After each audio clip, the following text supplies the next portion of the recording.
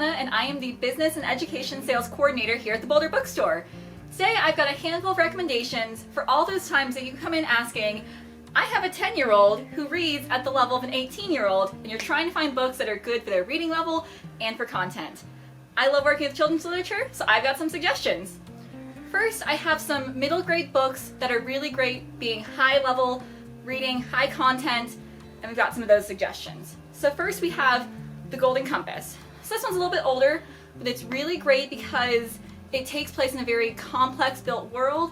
It's a high fantasy in an alternate world where every person has a daemon, so they have an animal that follows them everywhere, and it's got a really great complex plot for kids who are kind of just devouring their easy middle readers. This one will take them a little while to work through. So this one's really fun, it's great, and it's different. So this is a good one to pick up.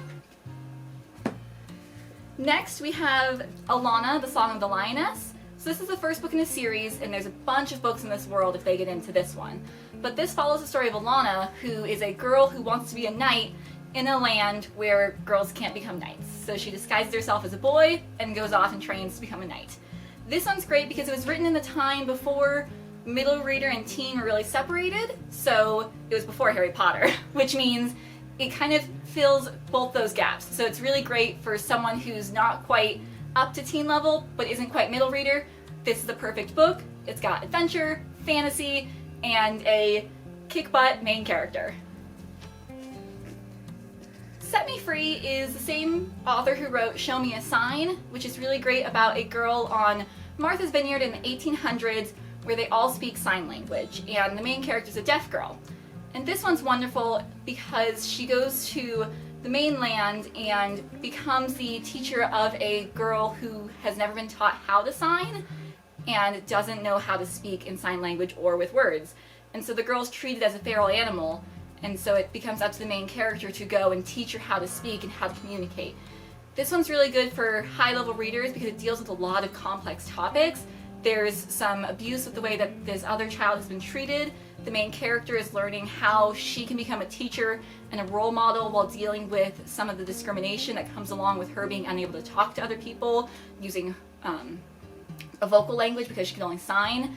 There's a lot of classism, it deals with racism, so this one's really good for kind of working through some of those heavier topics while still being a younger reader. And now we've got a couple of teen books that are still great for younger readers that are reading at a high level. So we've got Of Curses and Kisses, which is a contemporary romance with just a dash of fantasy. The main characters are living out kind of a Beauty and the Beast-esque storyline, but it's all set at this wonderful prep school where Jaya Rao goes to this prep school determined to make Emmett fall in love with her just to break his heart to get revenge for her sister. And she discovers that there's something more to this beast.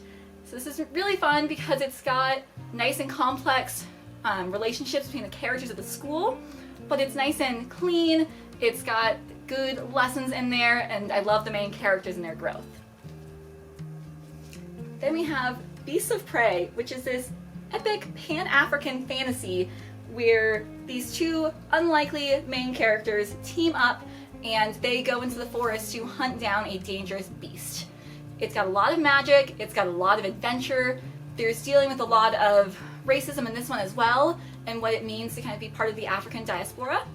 And I loved this one because it really works on who you are and finding yourself, and finding that the beasts in the forest are not necessarily the ones you think they are.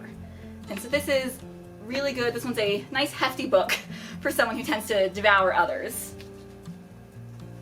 And then we've got this really cool fantasy called Star Daughter, which was written by a woman who loved Neil Gaiman's Stardust, but she wanted one that had characters like her. So the main character is an Indian girl, and she discovers that she is the daughter of a star. And in order to heal her father, who she has burned with her magic, she has to go and learn how to take her place among the stars. And so she goes and engages in this epic contest with all these other stars competing to see who's the most powerful. And she learns that, you know, maybe the true power is within herself all along. And so this one's really great because it's a very lush, rich world, but it's just something that you can really sink into, and it's just so beautiful. And I loved how much it kind of brings in themes of something like Stardust and the stars, but also it's very grounded in terms of the main character and just figuring out who she is in the world. So I hope some of those help. I hope you can help your younger reader find something that helps with their reading level. So if you like this video, please subscribe. Bye!